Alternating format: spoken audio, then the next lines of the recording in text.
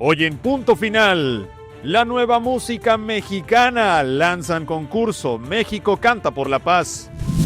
Reaparece exgobernador en el extranjero con orden de aprehensión en México. El Festival Ceremonia 2025 fue cancelado tras el trágico colapso de una estructura que dejó 2 fallecidos en el Parque Bicentenario. Activan la alerta epidemiológica por influenza aviar en México. La lluvia dificulta las operaciones de emergencia tras días del terremoto en Birmania. Con esto y más, comenzamos. ¿Qué tal? Muy buenas noches. Bienvenidos y bienvenidas a Punto Final. Es lunes 7 de abril del año 2025. Yo soy Gerardo Segoviano. Acompáñenme a conocer qué fue lo más destacado en materia informativa el día de hoy.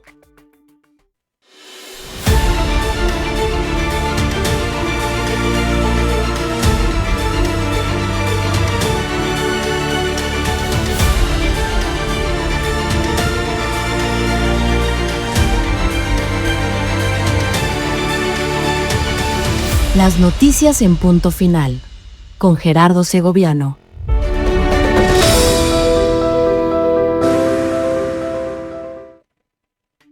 Comenzamos con información relevante porque tiene que ver con la música que ha estado en polémica, digamos la música mexicana que ha estado en polémica en estas últimas semanas y las acciones del gobierno como para contrarrestar esta cultura de enaltecer a líderes del crimen organizado. Hoy se convirtió en noticia lo que sucedió en la mañanera de la presidenta Claudia Sheinbaum. El gobierno federal lanzó el día de hoy, 7 de abril, un concurso de canto, composición, con un mensaje claro: promover el talento sin hacer apología a la violencia. El certamen se llama México Canta por la Paz y contra las adicciones. ¿Qué tal? Claro y conciso el mensaje desde el título, ¿no? Bueno, forma parte de su estrategia para impulsar la cultura como herramienta de paz. Recordemos que este fin de semana se llevó a cabo la clase masiva de box, una estrategia similar, pero con el deporte. Ahora, dándole un poco de vuelta a la página, si bien el deporte también es importante para sacar a los jóvenes de las calles, delincuencia, etc., ahora le están apostando al arte y la cultura, específicamente a la música. Vamos a escuchar lo que dijo la presidenta de México. Que tiene 2 objetivos. Uno, como lo habíamos informado, promover la música mexicana sin contenidos que hagan apología de la violencia o de las drogas. Por lo tanto, pues es parte de nuestra gran campaña por la paz y contra las adicciones. Y además de impulso de la actividad creativa de las y los jóvenes. Y el segundo objetivo es, dentro del Plan México, también traer parte de la industria creativa que hay en los Estados Unidos a nuestro país. Entonces es una iniciativa de ambos lados de la frontera, con empresarios, empresarias, artistas. Por su parte, la secretaria de Cultura de nuestro país, Claudia Curiel, fue quien presentó la iniciativa como tal. Nos dio los detalles de qué se va a tratar este concurso. Tendrá básicamente 4 etapas y se llevará a cabo tanto en México como en Estados Unidos, como también lo dijo la presidenta de México. ¿Cuáles son los detalles? Vamos a escucharlos. ¿Qué es esta nueva música mexicana que es la que apoya pues, justamente este concurso? Promueve y preserva la música tradicional mexicana, que es pues, la que ha ido a los Grammys latinos, mariachi tradicional y muchas de esas, con producciones de calidad internacional que se inspiran en temáticas y emociones que no tienen nada que ver con las canciones de apología a la violencia. No se trata, evidentemente, de prohibir o censurar, sino de hablar de muchas otras cosas y de propiciar condiciones y otras oportunidades para las y los jóvenes de México. ¿Quiénes pueden participar y cómo? De inicio está dirigido a jóvenes intérpretes, compositores entre 18 y 34 años, mexicanos que viven en México y en Estados Unidos. Y estas canciones, interpretaciones, la idea es que fortalezcan y preserven la tradición mexicana, como el mariachi, norteño, banda, corrido, tropical, duranguense, bolero, evidentemente entre muchos otros. Los compositores y compositoras deben de enviar una grabación, ahorita digo a qué plataforma, con una canción inédita de hasta 3 minutos, y los que quieren concursar como intérpretes, pues un fragmento también de hasta 3 minutos de alguna canción con este perfil. mexicocanta.gov.mx, se envían estas grabaciones, ya en la página vendrán todas las especificaciones. Pues ahí está, la secretaria de Cultura mencionó algo que me parece importante que sepamos. Esto es algo inédito. Nunca antes el gobierno federal había hecho un acuerdo con disqueras, artistas de renombre, compositores de renombre, para lanzar toda una convocatoria, una especie de concurso de canto o concurso de composición para todo el país y entonces hacer esta alianza de tal manera que, también lo explicó la secretaria, pero es mucho más largo. Sin embargo, en pocas palabras, los premios van precisamente en eso. Se van a premiar a quienes logren ser elegidos tanto por el público como por los expertos y se les va a impulsar su carrera, de tal manera que hagan acuerdos con estas disqueras y puedan tener sus discos, presentaciones, entre otros. La idea es básicamente simple: darle un espacio a los jóvenes para expresarse con música, pero sin glorificar la violencia. De hecho, al final de la mañanera hubo una presentación de 2 artistas que cantaron un corrido tumbado, pero con una letra de amor. El mensaje es que los corridos tumbados no necesariamente tienen que hacer apología a la violencia, entre muchos otros detalles. Eso sí, si tienes 35 años, 40, 50, ya no puedes participar. Ustedes lo vieron, de 18 años a 34 años de edad por ahora, dicen las autoridades. Polémico el asunto, ¿no creen? Sin duda, una muy buena idea, pero de dudosa trascendencia. La final de este concurso va a ser en el mes de octubre. En el mes de octubre. ¿Y luego qué? Si a la gente no le gusta la música, el corrido tumbado romántico, ese artista o ese compositor no va a trascender. Punto. No es que no haya corridos tumbados románticos. Es que los corridos tumbados que hacen apología al delito son los que le gustan a la gente y son los que venden y por lo tanto son los que tienen más dinero y más presentaciones. No se trata de las letras en sí, se trata de lo que estamos acostumbrados a consumir, lo que nos gusta consumir. Un temazo para debatir sin duda. Por favor, ponme en los comentarios tú qué opinas de esta inicia. Vámonos a otros temas también en materia política. El exgobernador panista de Tamaulipas, Francisco García Cabeza de Vaca, reapareció públicamente, pero no en nuestro país, sino en McAllen, Texas, donde fue captado en un Starbucks tomándose un cafecito muy tranquilo, a pesar, escuchen esto, de que el exgobernador tiene 2 órdenes de aprehensión pendientes en su contra, pero ya saben cómo funciona la ley, un poco extraño, ¿no? Según la periodista Marta Olivia, que comparte algunas imágenes, el exmandatario acusado de delincuencia organizada y lavado de dinero estaba conversando con Eddie Barón Levy del despacho Barón Levy y Asociados, con presencia en los Estados Unidos. Cabeza de Vaca es investigado, les recuerdo, por la compra dudosa de propiedades y negocios mientras fue gobernador entre los años 2016 y 2022. Y aunque ya tiene varias órdenes de captura encima, ahí está, sigue en libertad, como si nada, disfrutando su cafecito, gracias a varios recursos legales. Les digo que a veces la ley actúa un poco extraño, ¿no? En el mes de febrero de este año, como contexto también, y agregando a esta información, él mismo dijo que la Interpol había cancelado la ficha roja que tenían en su contra, pero la Fiscalía General de la República lo desmintió, aclarando que la alerta está solamente suspendida temporalmente por un amparo y no anulada como él presume. Así que mientras en México lo están buscando, él pues sigue degustando su cafecito en el extranjero. Cabeza de Vaca quiso ser legislador para las elecciones del 2024, sin embargo, no lo logró. ¿Por qué? Precisamente por las acusaciones que tiene en su contra. Si te están buscando en México, ¿qué hizo? Viajar al extranjero. Mientras tanto, la historia que va desde el 2021, cuando comenzaron a salir los trapitos al sol de su administración, 2021, hasta la fecha, ya lo vimos, él sigue libre de la justicia. Vámonos con más noticias también que causan mucho escozor. Son estos datos incómodos muchas veces para las autoridades. En México, ya hay más de 125,000 personas desaparecidas.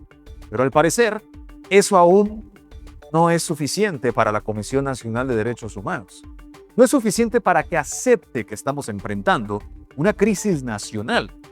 En lugar de reconocer el problema, la Comisión Nacional de Derechos Humanos decidió descalificar el llamado de atención del Comité contra la Desaparición Forzada de la ONU, que recientemente activó un procedimiento extraordinario contra México al considerar que las desapariciones en nuestro país podrían estar ocurriendo de manera sistemática, o sea, con el Estado involucrado en algunos casos. Esta comisión de la ONU activó entonces por primera vez en su historia, está interesante el asunto, el artículo 34 de la Convención Internacional, lo que podría escalar el caso hasta la Asamblea General de la ONU si México no coopera. También abrió otros procedimientos urgentes, señalando su preocupación por la falta de acción efectiva del Estado mexicano. Pero en vez de abrirse al diálogo ante esto que acabo de decir, la Comisión de Derechos Humanos en México, que justo anunció una nueva oficina en Jalisco, por cierto, minimizó el informe de la ONU y aseguró que está descontextualizado. ¿Qué tal? Incluso fue más allá al decir que las misiones internacionales pocas veces ayudan y que en muchos casos solo complican las cosas. Es decir, la CNDH le dice a la ONU, no te metas, porque cuando te metes, a veces se complica todo. Por favor, mantente al margen, ¿no? Básicamente, palabras más, palabras menos. Así que mientras organismos internacionales encienden alertas hacia las autoridades mexicanas, parecen más preocupados por cuidar otras cosas que enfrentar la crisis de desaparición que vive nuestro país. Esto está causando, por supuesto, mucha indignación en la opinión pública, porque se ha dicho a lo largo de tantos años que la Comisión Nacional de Derechos Humanos está de adorno. Y cuando por primera vez de pronto se enciende una alerta por parte de la ONU voltea a ver a todas estas comisiones de personas desaparecidas, madres buscadoras, fundaciones, asociaciones, etcétera, y dicen, ven los datos y dicen, es verdad, en México hay una crisis, cuando Derechos Humanos pudo haber colaborado con ellos y decir, sí, ayúdennos. En lugar de eso dice, estás descontextualizando todo, ONU. Mejor no te metas. ¿Tú qué opinas? Vámonos a una pausa y regresamos con nuestro recorrido nacional.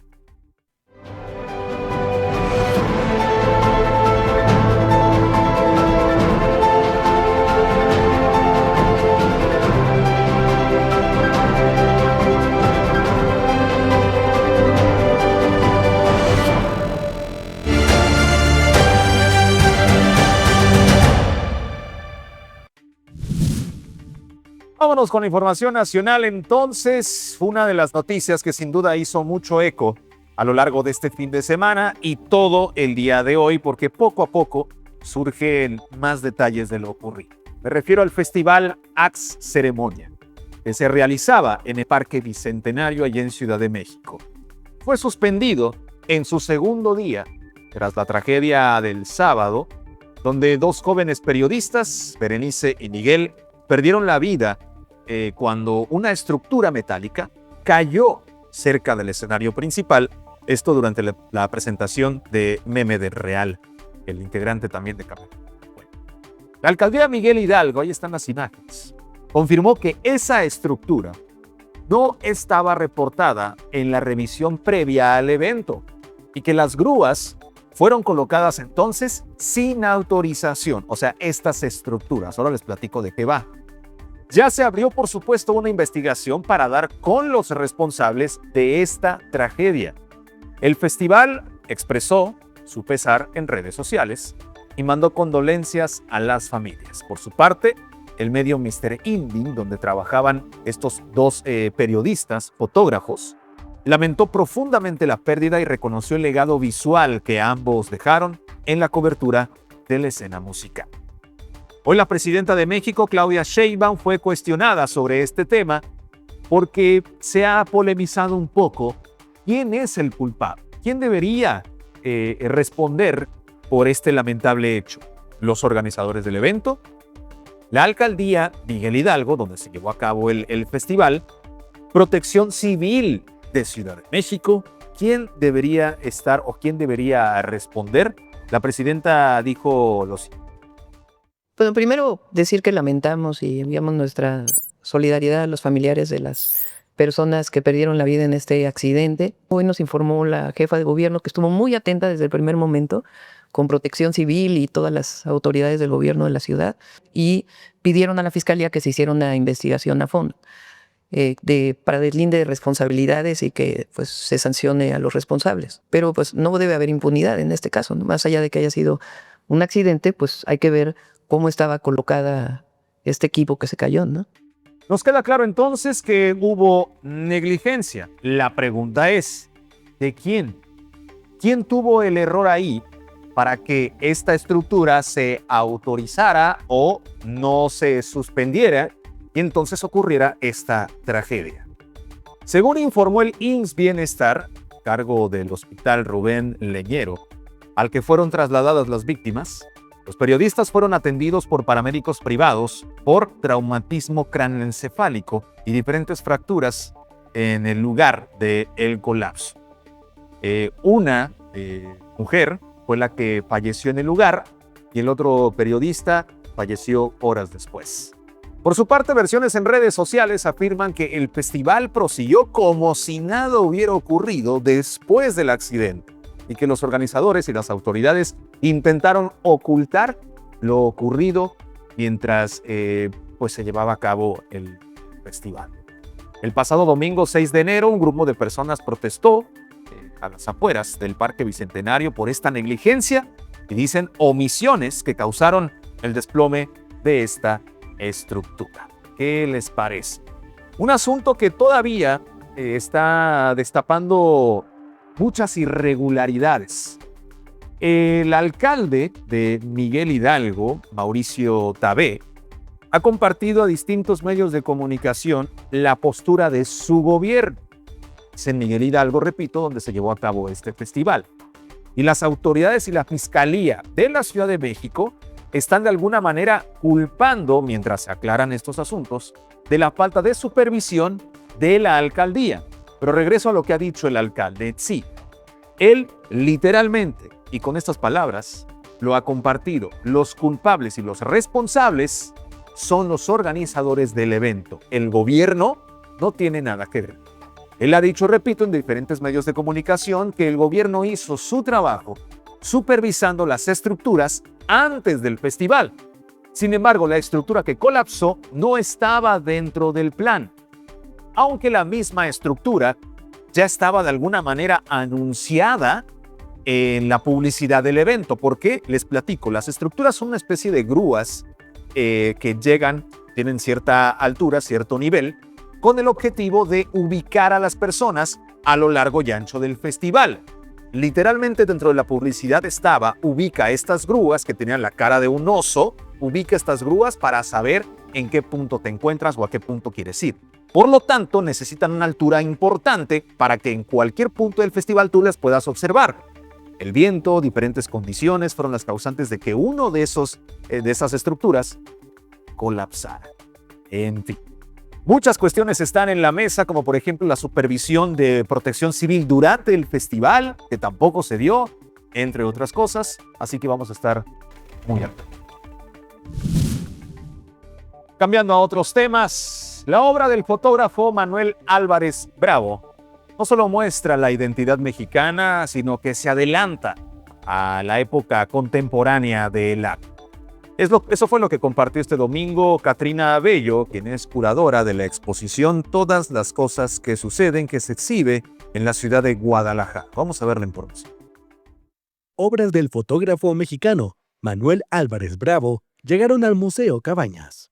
La muestra, inaugurada el 5 de abril, incluye 204 fotografías en blanco y negro en la que los asistentes pueden viajar a través de la mirada de Álvarez Bravo, uno de los fotógrafos más prominentes de Latinoamérica en el siglo XX y cuyo trabajo está reconocido por la UNESCO. Sobre las obras, esto detalló Katnira Bello, curadora de la exposición. La importancia está en el gran acervo de obra que le legó a México, que no solamente son un vistazo a ese mundo que se transformó en esta época fantástica que le toca vivir a él, en la que está pasando todo, aparecen los carros, aparecen los aviones, aparece el cohete espacial, y su mirada también es muy revolucionaria, ¿no? Como va a la par, va modernizándose esta forma de ver. La exposición es la más grande que ha sido dedicada a Álvarez Bravo en el Museo Cabañas, que sumó esfuerzos con el Museo de Arte Moderno de la Ciudad de México. Las piezas dejan ver a un fotógrafo cuyo lente revelaba la identidad de los pueblos de México, pero también con una mirada particular del mundo y de lo contemporáneo, gracias a su vínculo con figuras como Tina Modotti, Henry Cartier Bresson y Edward Weston. El legado de Álvarez Bravo trasciende la fotografía, pues tuvo una participación activa en la vida cultural de México. Fue maestro en la Escuela de San Carlos y colaboró en proyectos cinematográficos y editoriales a lo largo de sus 100 años de vida, en la que vio grandes transformaciones. Más información esta noche. Este domingo el Zócalo capitalino se convirtió en un verdadero ring al aire libre con el arranque masivo de la clase nacional de box 2025. Miles de personas se reunieron para tirar golpes, pero solo con fines deportivos. Vamos a ver. El ex campeón mundial de boxeo, Óscar de la Hoya, uno de los pugilistas más emblemáticos de los últimos 40 años, elogió en la clase nacional de boxeo al deporte de los puños como una alternativa a los vicios y las adicciones. La clase tuvo como sede principal en la capital al Zócalo, principal plaza pública del país, donde se reunieron miles de personas de todas las edades que formaron un mosaico con camisetas verde, blanco y rojo, que son los colores de la bandera nacional. La clase se realizó en todo el país y la presentación en la capital fue encabezada por la presidenta de México, Claudia Sheinbaum. La clase nacional de boxeo muestra que el deporte nos hace más libres, más sanos y más felices. Este evento tiene como objetivo promover las actividades físicas entre la población y alejar a los niños y jóvenes de la violencia y las adicciones. Además de Óscar de la Hoya, acompañaron a la presidenta leyendas del pugilismo como Julio César Chávez, Rubén Púas Olivares, Humberto Chiquita González y el panameño Roberto Manos de Piedra Durán. También asistieron las boxeadoras Irma García, Lourdes Juárez y Jessica Neri. La clase nacional de boxeo se realizó de manera simultánea en las ciudades principales de los 32 estados de la República Mexicana. En otros temas, este fin de semana la Secretaría de Salud confirmó el primer caso de influenza aviar H5N1 en México. Se trata de una niña de 3 años originaria de Durango que está hospitalizada en estado grave, específicamente en Torreón. Ya recibe tratamiento antiviral. El Instituto de Diagnóstico y Referencia Epidemiológicos confirmó el caso el pasado 1 de abril y desde entonces se activaron las alertas. Se le notificó también a la OMS, la Organización Mundial de la Salud, y se reforzó la capacitación al personal médico, específicamente de Durango y Coahuila. Por ahora, no hay más casos confirmados. Los papás de la menor dieron negativo.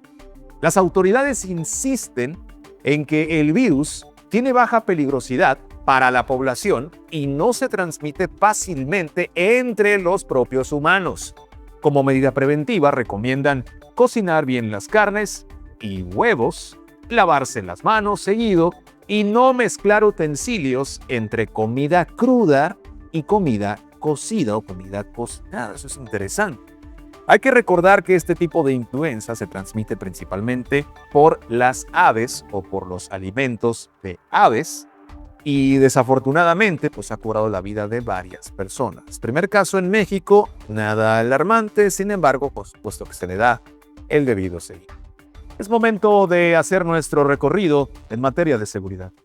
Seguridad en punto, Dime News. nacional. 2 presuntos delincuentes, uno de ellos acusado de violación y abuso sexual y el otro buscado por haber asesinado a una persona, fueron entregados por autoridades mexicanas a sus pares estadounidenses. Honrando el tratado de extradición vigente entre las autoridades de México y Estados Unidos, José R. y Omar O. fueron entregados a autoridades norteamericanas que los reclamaban para ser juzgados en California, Estado de México. Un sujeto, luego de tener un incidente vial que involucró al conductor de un mototaxi que perdió la vida, fue sentenciado a pagar 61 años de prisión por el delito de homicidio calificado y homicidio calificado en grado de tentativa. Pedro Antonio Marroquín habría disparado en contra de 2 hombres en medio de una disputa por un incidente vial, asesinando a uno de ellos y provocándole graves heridas a otra de su víctima. Nayarit. Este 6 de abril se registraron 2 muertes por ahogamiento en playas del municipio de Compostela, Nayarit. El primero fue en el rincón de Guayabito, cerca de las 11 de la mañana. Un joven de 18 años de edad, identificado como Eder Ulises Velázquez, originario del Salto, Jalisco. El segundo era un joven de 17 años, identificado como Francisco Giovanni López Villa, originario de Tepic. Seguridad en punto, Dime News. Continuando con nuestro recorrido nacional, la Fiscalía de San Luis Potosí ya abrió una investigación por posible maltrato infantil luego de que se viralizara el video que vamos a ver a continuación en redes sociales. Un hombre golpea y jalonea a un menor en plena calle. Estos hechos ocurrieron en la colonia Hogares Ferrocarrileros, en la capital potosina, y fueron grabados por un vecino desde el primer piso de una vivienda. En las imágenes se ve a varios niños jugando cuando el sujeto empieza a gritarle a uno de ellos. Se aleja hacia su carro y luego, sin razón aparente, agrede físicamente al menor. La fiscalía ya investiga lo ocurrido y busca esclarecer lo que pasó y si hay más menores afectados. Ahí están justo las imágenes porque posteriormente una mujer de cabello blanco, vestida de rosa, también golpea a uno de los menores, jala del brazo y la oreja con aparente fuerza para después azotarlo contra una pared cercana. Esto frente a otros niños que solo observan lo que está sucediendo sin saber qué hacer. La Fiscalía no ha declarado si ambos menores están relacionados sanguíneamente ni si los adultos que perpetraron la violencia son familiares o conocidos de los menores. Así que continúa la investigación.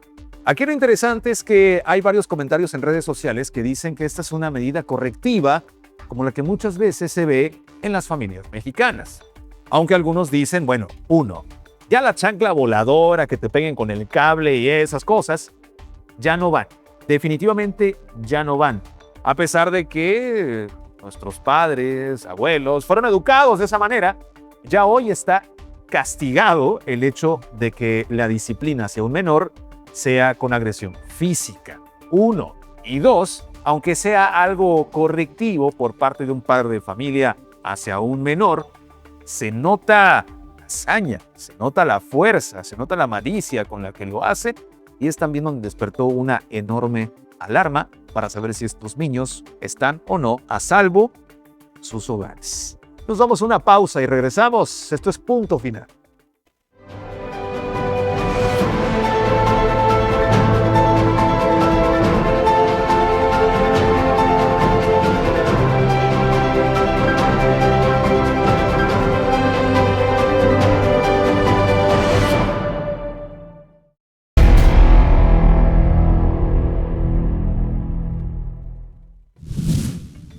Irán dice que está dispuesto a sentarse a negociar sobre su programa nuclear, pero sin prisa y solo de forma indirecta. Esto como respuesta a la carta que el presidente de Estados Unidos, Donald Trump, envió a través de Emiratos Árabes. En ella, Trump pidió iniciar conversaciones y hasta amenazó con bombardear si no se llegaba a un acuerdo. Ya saben cómo negocia el presidente. El ministro de Exteriores iraní, Abbas Araqi, aseguró que esperan respuesta de Washington para ver si se agendan las pláticas en Omán, país que ha servido como intermediario antes. Por su parte, el vocero de la Cancillería iraní aclaró que la propuesta estadounidense solo habla del tema nuclear dejando fuera otros asuntos como los misiles o el apoyo iraní a grupos en la región. Según ellos, la postura de Irán es generosa y políticamente sabia. Donald Trump, con estas tensiones diplomáticas ahora con Irán, nada, no. Vamos a ver qué se pasó.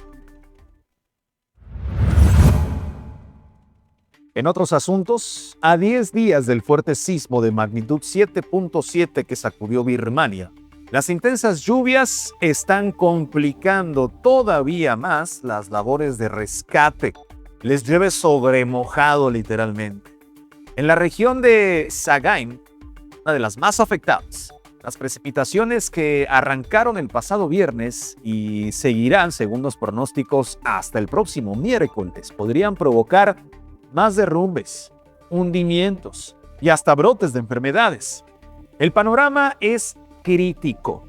Más de 3.500 fallecidos, miles de personas durmiendo en la calle y por miedo a regresar a sus casas porque están muy dañadas. Y una respuesta de emergencia que se ve obstaculizada, ¿por qué? Precisamente por las lluvias y también por los conflictos armados en el país que no han dado tregua, cosa que ya hemos platicado también. La Cruz Roja, por su parte, pues ha hecho lo posible.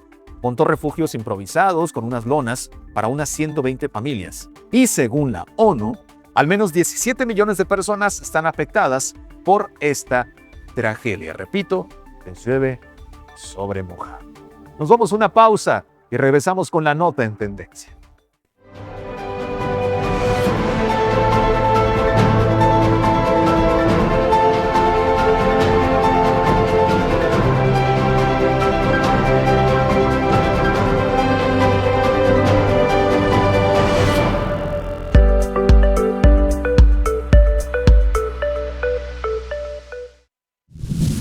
La tendencia en redes sociales continúa siendo la prohibición del gobierno federal sobre vender comida chatarra en las escuelas. Miles de videos ya, incluso de algunos creadores de contenido muy famosos y populares en México, pues han tomado este tema con humor, con chiste, ¿verdad? Se ha popularizado mucho, de alguna manera, a favor del gobierno por esta medida, pero no necesariamente visto de forma positiva, vamos a decirlo así. Ahí les va un ejemplo de ello. Un grupo de estudiantes de secundaria se volvió viral tras compartir un pequeño clip donde en lugar de comprar pues estas papitas o refresco que tanto daño le hacen a las infancias, se ponen a cocinar hot cakes en pleno salón de clases, con parrilla eléctrica y todo. Miren nada más esta buena iniciativa. Además, secundaria, hot cakes, a mí me salían terrible. Yo creo que a ellos les sale mejor incluso, ¿ah? Miren nada más, ahí está. ¿No me creen? Están en la escuela y se ve el banco perfectamente. Nada grafiteado, muy bien. Alguien llevó la mezcla. A lo mejor hicieron equipo, ¿no? Unos hot cakes mañana. ¿Quién trae la sartén? ¿Quién hace la mezcla? Pues ahí está. El clip ya suma casi 1 millón de vistas.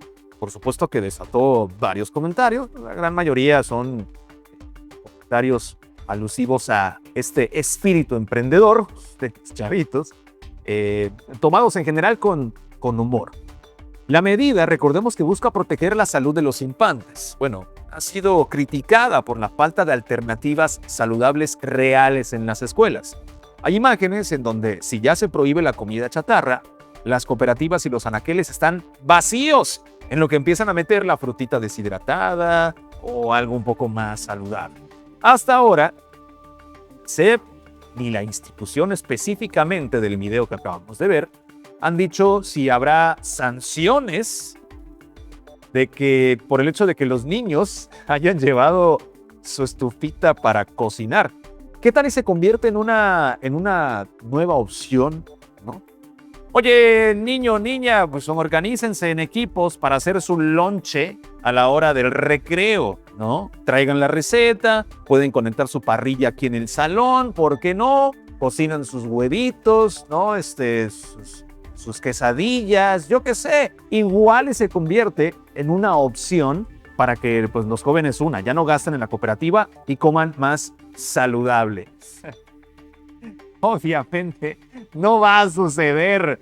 No se sabe el hecho o por qué los niños hicieron esta acción de cocinar sus hotcakes en el salón de clase. A lo mejor sí fue una actividad que organizó el maestro. No se sabe, pero ahí está. El video ya se viralizó y está generando, por supuesto, muchos comentarios a favor y en contra. Al rato el trompo de pastor ahí, ¿no? Ay, mira, le sobró pastor a mi papá que es taquero. No sé, hay muchas alternativas y está generando, por supuesto, mucha polémica. ¿Tú qué opinas de esta iniciativa de alimentos en las escuelas? Así, llegamos al final de este espacio. Gracias por habernos acompañado. Soy Gerardo Segoviano. Que tengas excelente noche. Esto fue Punto Final. Y recuerda, es tu derecho estar informado.